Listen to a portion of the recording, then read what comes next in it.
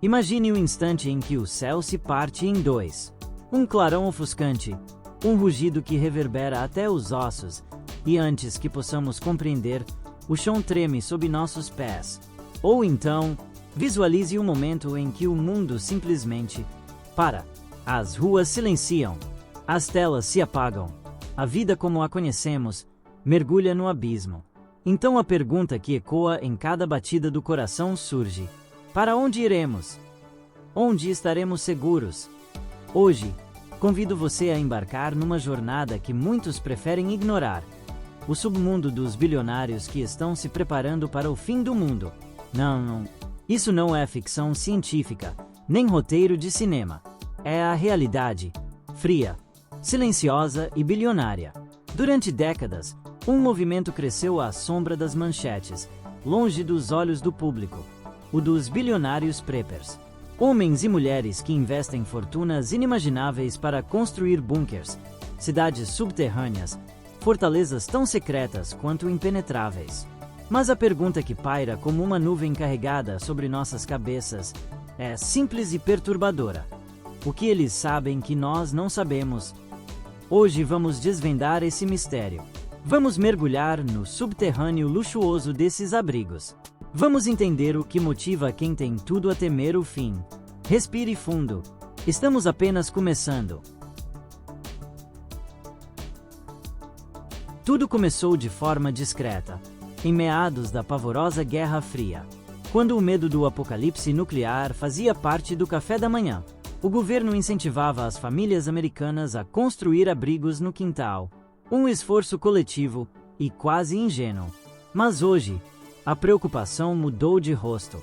Não são mais famílias comuns construindo abrigos de madeira. Agora são magnatas do Vale do Silício, investidores globais, figuras tão poderosas que moldam o amanhã, e que ainda assim, temem não ter lugar nele. Eles são conhecidos como preppers, um nome simples para uma preparação monumental. Esses homens e mulheres estão construindo verdadeiras fortalezas. Bunkers escondidos em ilhas isoladas, protegidos por fossos inflamáveis, pontes levadiças, canhões de água prontos para derrubar helicópteros e túneis com armadilhas de gás venenoso. Parece um cenário de filme de ação? Pois saiba que é real.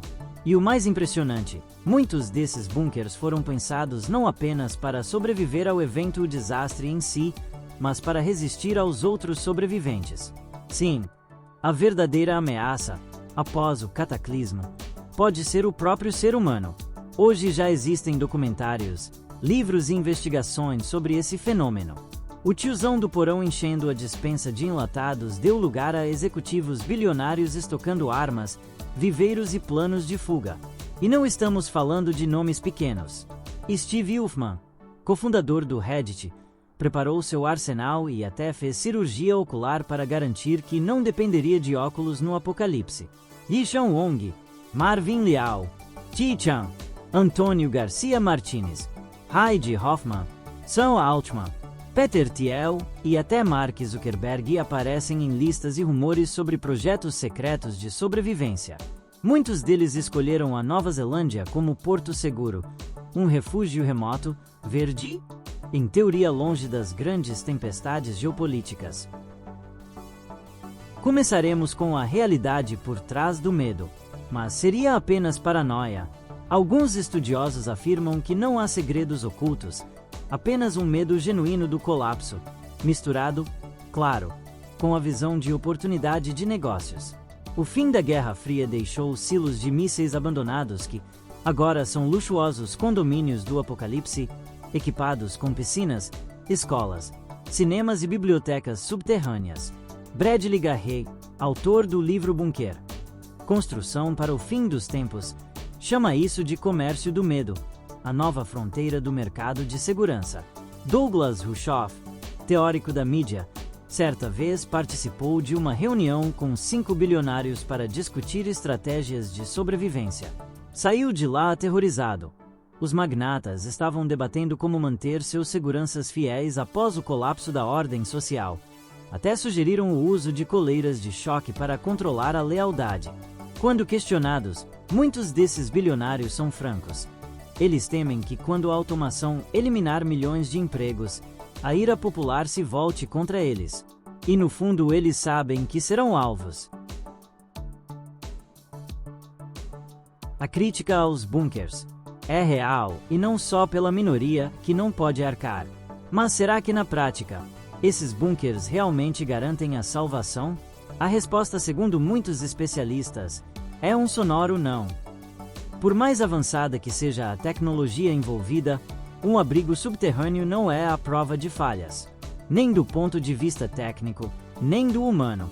Sistemas de ar, filtragem de água, energia e segurança dependem de manutenção constante, e uma simples falha mecânica pode comprometer toda a estrutura. Geradores falham, baterias se esgotam, peças se desgastam. E sem uma rede de apoio funcional, técnicos, peças de reposição, logística, o bunker, que deveria ser um santuário, pode se tornar uma armadilha. Além disso, estoques de comida, medicamentos e suprimentos, por mais generosos que sejam, não duram para sempre. Isolados do mundo exterior, os ocupantes estariam completamente por conta própria, tentando sobreviver em um ambiente hostil, tanto físico quanto psicológico. Confinamento prolongado, medo constante e a ausência de interação social significativa podem deteriorar a saúde mental de qualquer um. E mesmo que resistam ao evento, o que os espera do lado de fora?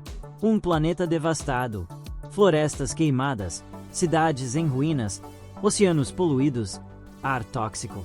Em um mundo assim, onde a infraestrutura colapsou e a natureza foi profundamente ferida, não há reinício fácil. E o maior desafio talvez nem seja físico, será emocional, humano. Porque o que define a civilização não é apenas tecnologia ou estrutura, é comunidade, empatia, cooperação. Em um cenário de sobrevivência solitária, confiança pode ser um bem mais raro do que a comida, o amor, mais escasso que água potável, a solidariedade, mais valiosa que qualquer abrigo de aço.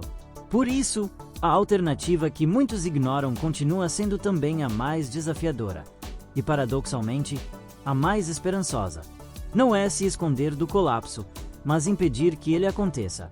Investir hoje em soluções sustentáveis, reforçar os laços sociais, combater as causas da crise antes que ela aconteça, usar nossa inteligência coletiva, ciência, compaixão e vontade política para construir um futuro habitável. Para todos, não só para quem pode pagar por um bunker. Porque a verdadeira salvação não está no isolamento, mas na conexão. E talvez, ao invés de cavar para baixo, seja hora de olhar para cima e caminhar juntos. Construir fortalezas subterrâneas para os poucos privilegiados não salvará a humanidade, apenas adiará o inevitável.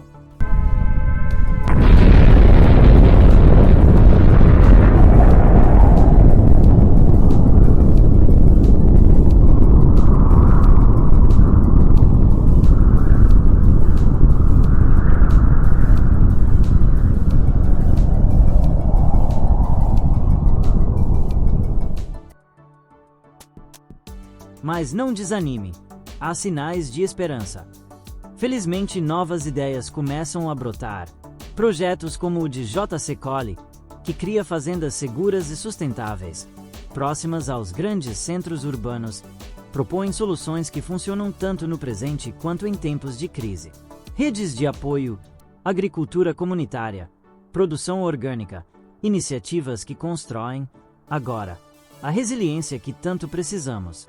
Bradley Garrett também aponta o caminho. Em vez de muros, redes humanas de colaboração, onde habilidades complementares sejam o verdadeiro patrimônio. Porque no final, não é a fuga individual que nos salvará, mas a coragem coletiva. E você? Acredita que esses bilionários estão apenas sendo precavidos, ou estão talvez alimentando os próprios medos? Quero muito saber o que você pensa. Deixe seu comentário aqui embaixo. Vamos conversar sobre isso, porque, no fim das contas, o futuro também é nosso. Se você gostou dessa reflexão, eu peço com carinho, deixe o seu like, inscreva-se no canal para não perder nossos próximos mergulhos pelo desconhecido E compartilhe este vídeo com alguém que também mereça pensar sobre o amanhã. E tem mais um vídeo incrível esperando por você aqui na tela agora mesmo. Clique e continue essa jornada com a gente. Até a próxima!